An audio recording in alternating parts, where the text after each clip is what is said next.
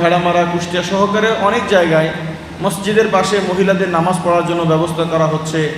প্রতিনিয়ত জামাতে মহিলারা আসতেছে, জুমার নামাজে আসতেছে, ঈদের নামাজে তারা শরিক হচ্ছে। এটা অনেক মসজিদে হচ্ছে, অনেক মসজিদে হচ্ছে না, নতুন কিছু মসজিদে হচ্ছে। আবার এছাড়াও মহিলাদের আরও অনেক জামায়াত হয়, যেটা বদ্দিন হিসাবে হয়। সেটার ব্যাপারে তো আমাদের মাসলা জানার দরকার নাই। নারীরা কনসার্টে একত্রিত হয়, এটা হালাল না হারাম? এটা জোরে বলেন না, হালাল না হারাম? নারীরা যে পয়লা বৈশাখী পালন করার জন্য কি কালারের শাড়ি টাড়ি পরে কোনো বট গাছের নিচে যায়, কোনো পার্কে যায়, এটা হালাল না হারাম? এ ব্যাপারে তো কোনো সন্দেহ নাই।